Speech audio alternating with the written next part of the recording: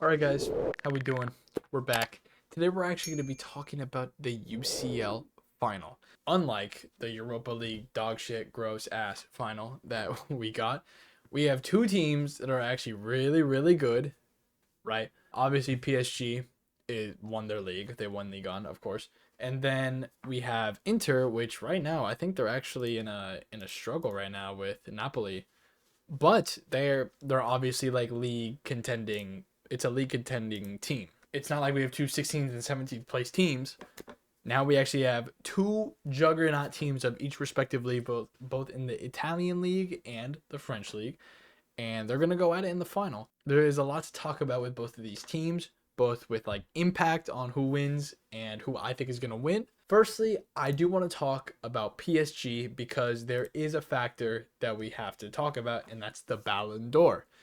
Everyone who's following it knows that Lamine Yamal and Dembele are kind of the favorites right now.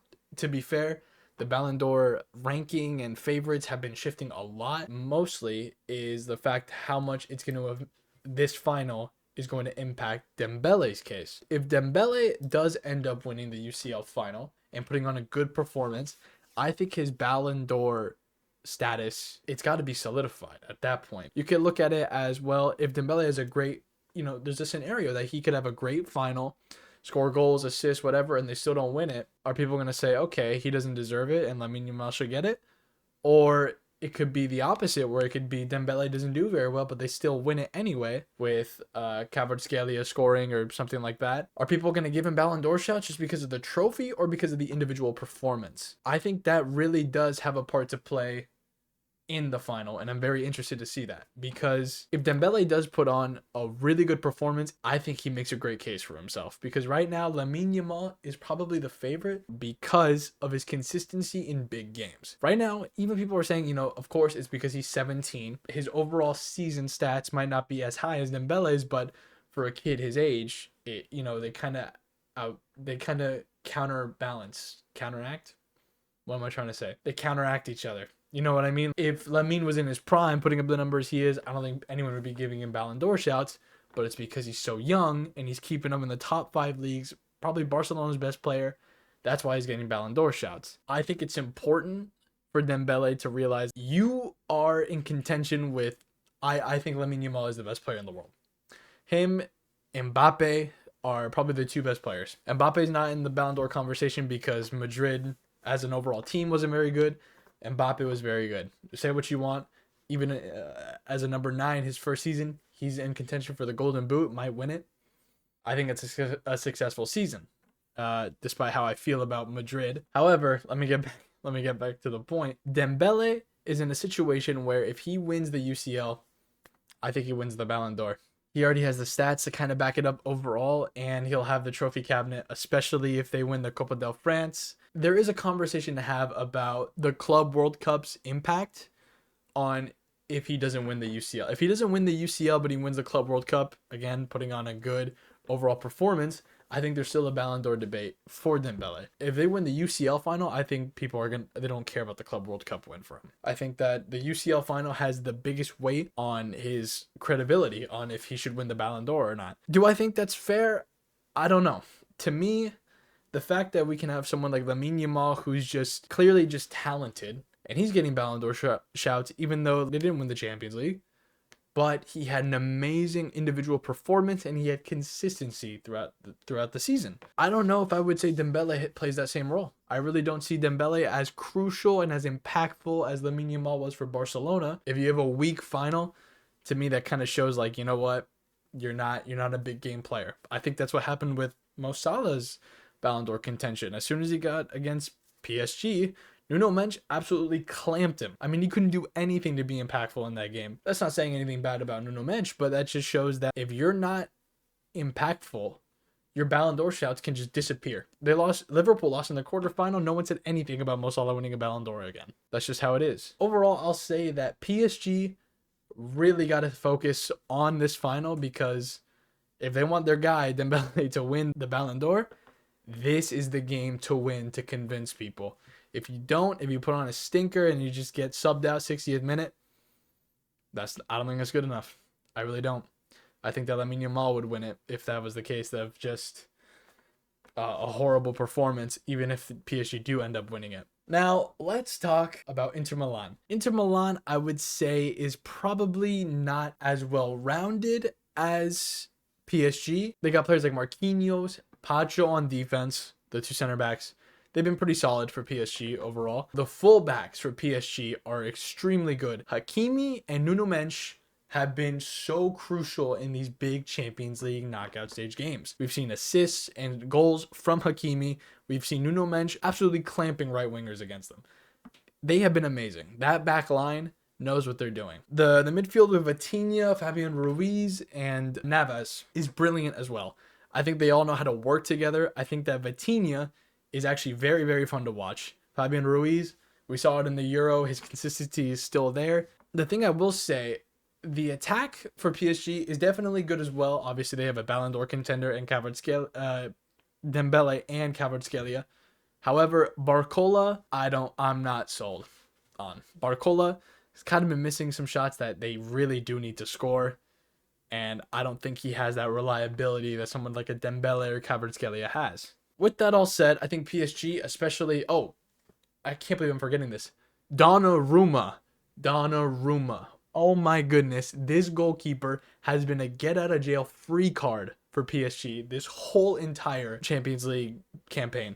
He has made some incredible saves. He has been consistently the best goalkeeper in the Champions League. I think that Donnarumma is probably the reason that they're getting to a final. When we compare PSG's overall team to Inter, I think that Inter's 5-man midfield is so good. First of all, DeMarco's being able to just track back and defend very well, same with Dumfries, is crucial to their attacking defense strategy. I mean, the way they can counter and push all together has been so lethal in these big games. Clearly, Inter Milan's defensive counterattack is working. It is working. On top of that, you got players like Barella in the midfield, who he's been fantastic. Calhanoglu, right? Calhanoglu, I think that's how you say it. Please don't kill me. He's been incredible. By the way, when Calhanoglu takes a penalty, bro, you could bet your house, your mortgage, anything. This dude's going to smash it in the back of the net. But we got those two in the midfield with some other players like... hold on. Mkhitaryan. They also have Mkhitaryan. Those three in the midfield with those fullbacks, extremely dangerous and effective. Now, they also got Thuram, and they also have Lautaro Martinez. I'm going to be honest with you. When you have Lautaro Martinez, who is not the tallest, but very good at finishing, and Thuram, who is literally apparently a juggernaut in human clothing. This dude is so tall and so hard to knock down. It's a dangerous combo. I think they can score a lot of goals, but do I think they're going to get past Donnarumma? I really don't know. Now, I don't think that we could say with the same confidence as a Donnarumma that Sommer will turn up like he did. In the semifinal, Sommer put on an absolute masterclass of a performance.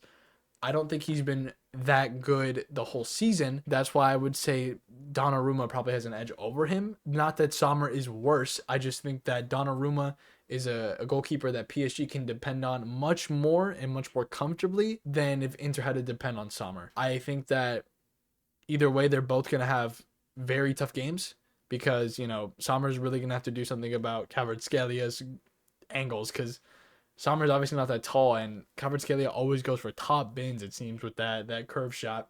Lautaro and Thuram, I think they're probably going to have some trouble with Donnarumma. I don't know what it is, man. Donnarumma has different gravy this season. I'm glazing him so hard, and I'm going to keep glazing Donnarumma because I seriously do believe he's 90% of the reason why they made it to the final.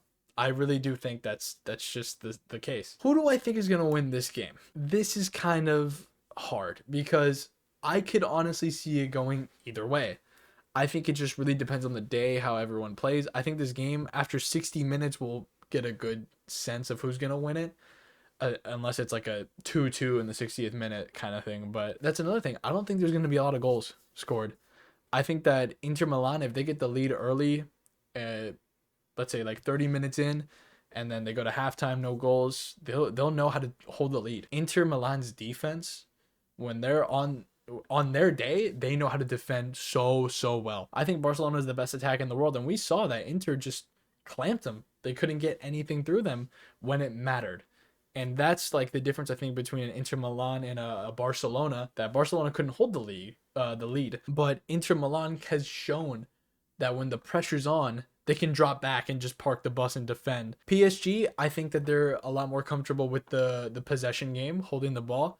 But again, if Inter gets the lead early, I think Inter would be more than fine with that. I think Inter could hold them off just fine. Now, if PSG score early and they have to hold the lead, I don't know if they could do it as effectively as Inter, but I do think that they could basically attack as their defense the whole game, and they could get a win too. I could see it, honestly, I could see both of these teams winning, and it really just depends on the day and how they decide to play. I gotta be honest. I think PSG might win it. I think that PSG is more well-rounded overall. That doesn't mean that Inter has bad defense, midfield, attackers, or anything like that. I think PSG, I think they might win it, to be honest. For a scoreline prediction, I would probably go maybe 2-0, 1-0. I don't see a lot of goals here. Something like that, to be honest.